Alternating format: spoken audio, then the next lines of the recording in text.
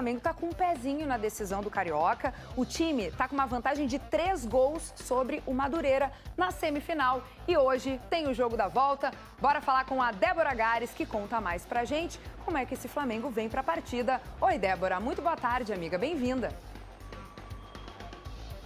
Tudo bom, Kelly? Boa tarde para você, que prazer conversar contigo, boa tarde para todo mundo. Olha, o Flamengo deve vir com muitas mudanças para o jogo de logo mais, porque o Felipe Luiz vai aproveitar essa vantagem que o Flamengo tem de poder perder por até 2 gols de diferença para poder poupar alguns jogadores. Eu estou falando do Léo Pereira e do Eric Pulgar, que atuaram 120 minutos da partida de quinta-feira contra o Lanús pela Recopa Sul-Americana. Também o Jorginho, que está voltando de lesão, e o Bruno Henrique, que está com uma pubalgia. Os 4 não foram nem relacionados para essa partida. Outros nomes, como o Rossi, o Arrascaeta, o Varela, esses devem vir para o jogo, mas devem começar no banco de reservas. E aí a escalação deve ser parecida com aquela que disputou o primeiro jogo da semifinal contra o Madureira. André no gol, Emerson Royal na lateral direita, Everton Araújo no meio-campo e Pedro lá no comando do ataque como centroavante. Falando em Pedro, a principal janela desse início de ano se encerra amanhã e o Flamengo não deve mesmo trazer um reforço para revezar com Pedro na função. O time até tentou nomes como o Richarlison, tentou também o Caio Jorge, mas não conseguiu e está dando por encerrado esses trabalhos nesse momento. Conta agora com Pedro e com Alacian também, que chegou a ser negociado com o Bragantino, mas acabou permanecendo no Flamengo, não tem sido relacionado porque está tratando problemas musculares. Jogo então logo mais, Flamengo e Madureira, às 9 horas da noite, bola rolando, transmissão ao vivo no Sport TV, viu, Kelly? Eu volto com você, um abraço. Abração, beijo, bom trabalho por aí. Ó, gente, o Flamengo começou esse ano revivendo o pesadelo de 2023, uma temporada em que o time não conquistou nada, longe do sucesso do ano anterior. Sabe aquela sensação de que você já viu esse filme? Foi de semelhança de 2023, de um time muito bom, que estava vindo de uma boa fase, conquistando títulos, agora decaiu muito. É preciso que se faça alguma coisa, tá complicado, mas me lembra muito 2023. Depois de um 2022 vitorioso com as conquistas da Copa do Brasil e da Libertadores sob o comando de Dorival Júnior, o ano de 2023 não deixou boas memórias para a torcida flamenguista. 3 mudanças no comando técnico. Primeiro, o português Vitor Pereira. Depois, o argentino Sampaoli e, no fim, Tite. O saldo do ano ficou negativo. 7 títulos disputados e nenhuma taça conquistada. 2025 foi mágico.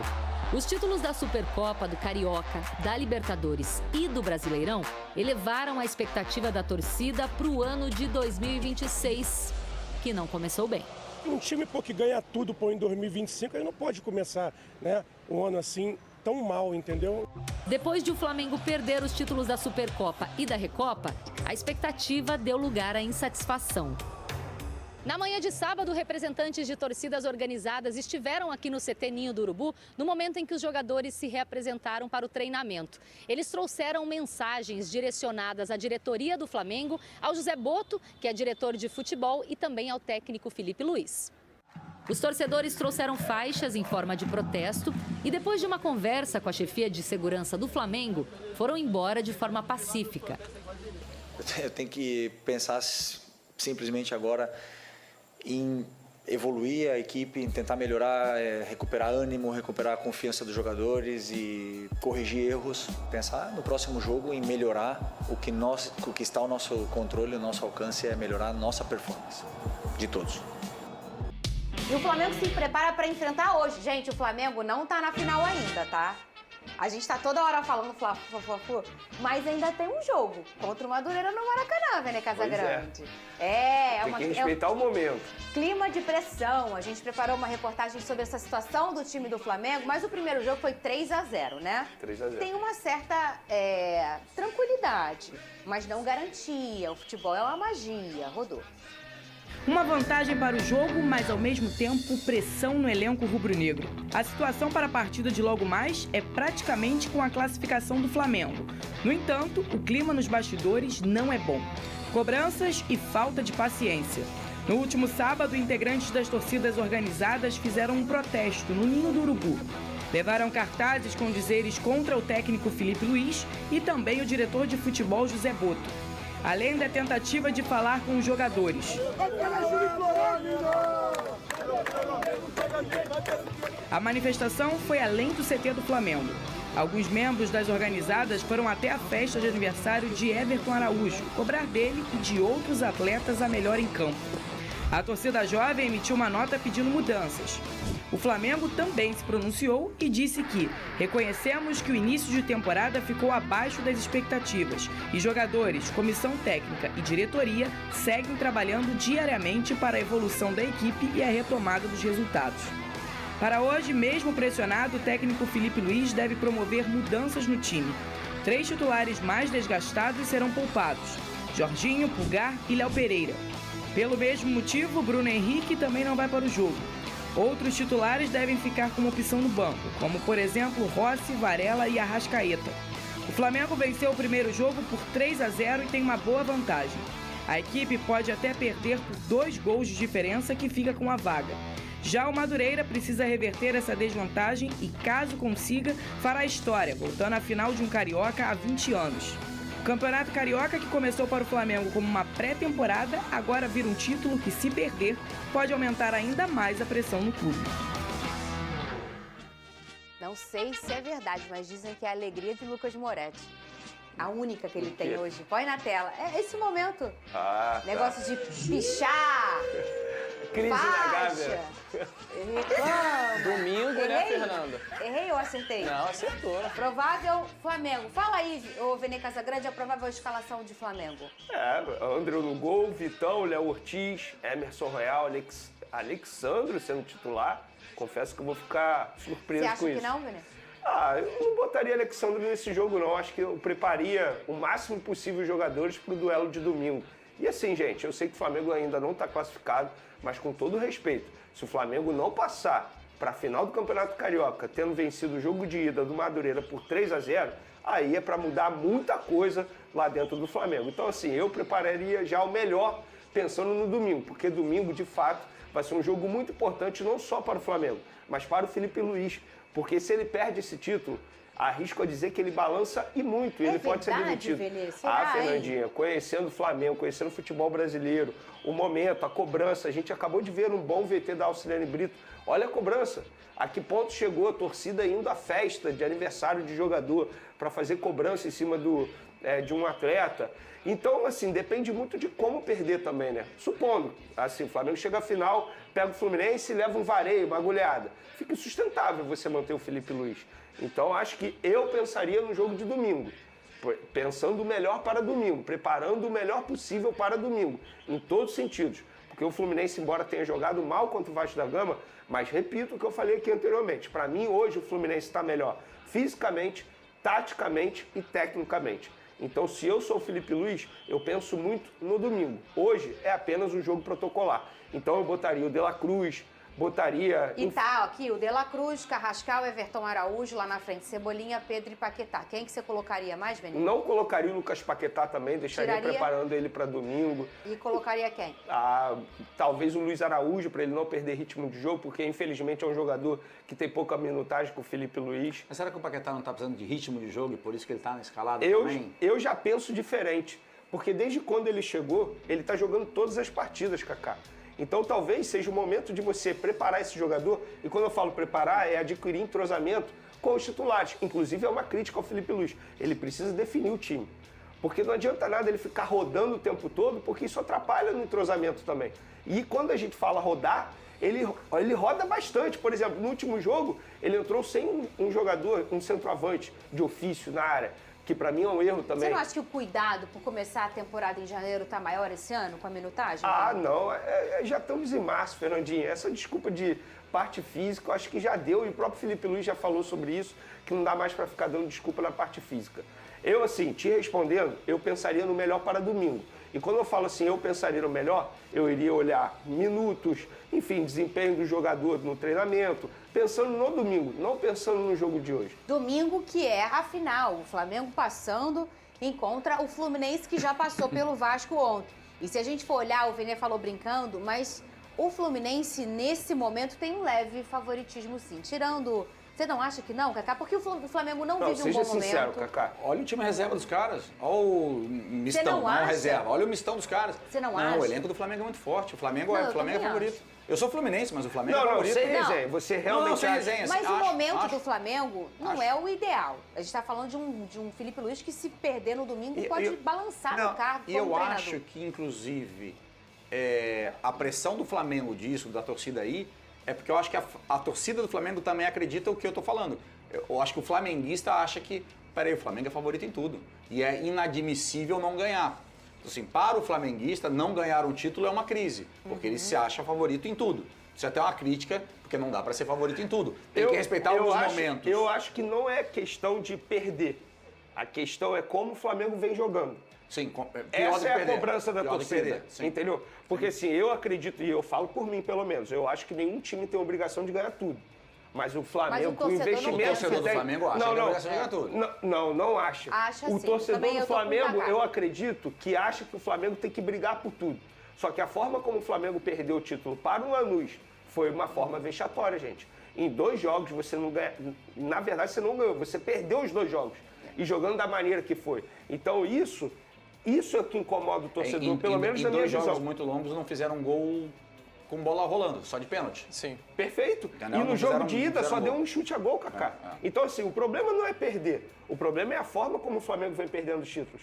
Talvez isso incomode a torcida. Eu até concordo que pode ser que balance o Felipe Luiz caso não ganhe o título, mas eu acho um absurdo. Eu também acho. Eu acho um absurdo. Loucura. Eu acho que não vai acontecer. É diferente do que eu acho que vai acontecer. Ok. Porque o Felipe Luiz fez um trabalho muito bom no passado. Sim. O BAP é um cara extremamente competente. Sim. Então, assim, aliás, eu tenho uma proximidade no automobilismo com ele. Ele foi meu patrocinador durante 8 anos. Tenho uma amizade boa com o BAP. Pela Sky? Pela Sky, enquanto ele era presidente da Sky. Eu fui piloto da Sky há 8 anos. Então, assim, eu tenho uma relação de amizade e respeito pelo profissional, porque eu sei que ele é um cara extremamente competente. O Felipe Luiz também, sou amigo dele, é extremamente competente. Então, apesar de não ser torcedor do Flamengo, eu acho que tem 2 caras muito bons ali dentro. Sim. E que seria uma loucura balançar um cargo por não ganhar um Carioca. Acho. Mas entendo que o momento do Flamengo de jogar de futebol não é bom e que devem estar procurando soluções para fazer. Deve ter afetado, cara. A gente tira da equação o tempo todo, mas sendo o Fluminense sofreu com isso em 2024, quando em 23 ganhou a Libertadores, estourou o time até o final, viajou, jogou o Mundial.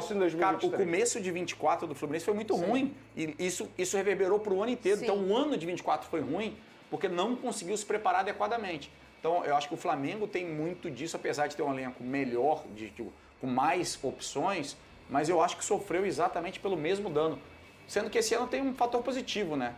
O Flamengo e Fluminense e Botafogo jogaram o Mundial no ano passado, esse ano ele tem uma pausa. É verdade. Então, ali, ainda antes das decisões de Brasileiro, de Libertadores, de Copa do Brasil, tudo isso é no segundo semestre. O Flamengo terá uma pausa igual a todo mundo para preparar o time. Então, eu, apesar de não ser Flamengo, meti o B dele aqui no comentário, mas é que eu acho que é um absurdo o Felipe Luiz balançar por causa dos resultados de 2 meses. E tem um outro absurdo. É você não assistir hoje. A gente tem a chamada do programa de hoje, da estreia do Galvão FC. Cadê?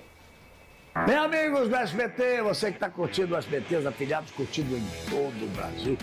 Hoje, 10h30 da noite, logo depois do Ratinho, a estreia do Galvão FC, Galvão Futebol Clube, nosso novo programa de esportes. E olha, quero dizer o seguinte para vocês, hein?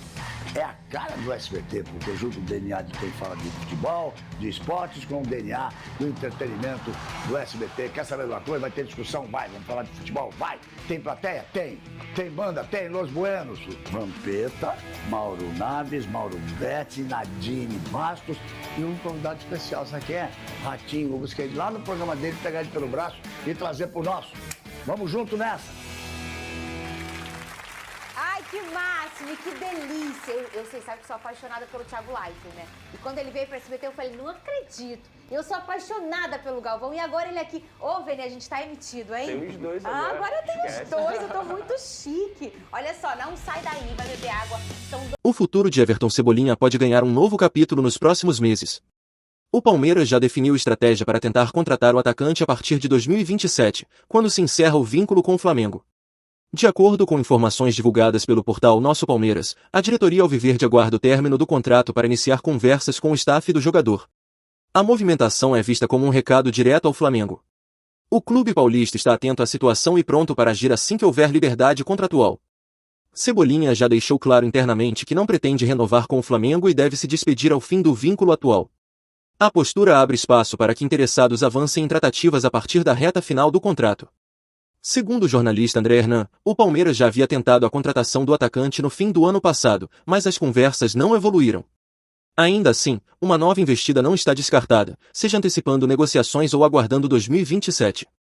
Além do Palmeiras, o Grêmio, clube onde Cebolinha viveu seu auge entre 2015 e 2020, também demonstrou interesse no retorno do atacante. No entanto, até o momento, não houve avanço concreto para uma possível recontratação. Enquanto isso, o Flamengo acompanha a situação de perto. A possibilidade de perder um atleta para um rival direto pode influenciar decisões estratégicas do clube carioca, seja para tentar reverter o cenário ou planejar reposição no elenco. Com a temporada ainda em andamento, o futuro de Cebolinha segue indefinido, mas o Palmeiras já deixou claro que está atento e pronto para agir. O Zenit está disposto a ouvir propostas por Luiz Henrique na próxima janela de transferências. O clube russo admite negociar o atacante por 40 milhões de euros, além de bônus por desempenho, valor que pode movimentar o mercado internacional. Mesmo com contrato até junho de 2028, o jogador não é tratado como inegociável. Internamente, a diretoria entende que, diante de uma oferta considerada adequada, a negociação pode avançar sem resistência. No Brasil, o Flamengo acompanha a situação e avalia o cenário. O Palmeiras também monitora, mas os valores envolvidos tornam qualquer investida complexa neste momento.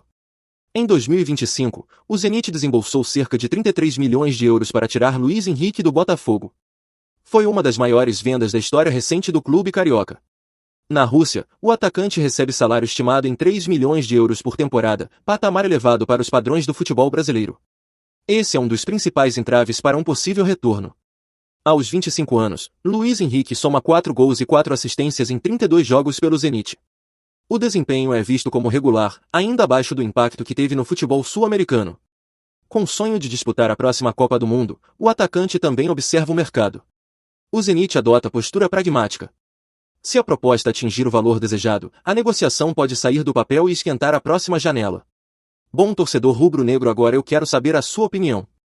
Você aprovaria a contratação do atacante Luiz Henrique para o ataque do mais querido? Comenta aí sua opinião, eu gostaria muito de saber o que você pensa disso. Ah, e fica ligado no canal, porque eu estou sempre postando as últimas notícias do Flamengo. Se inscreve para não perder.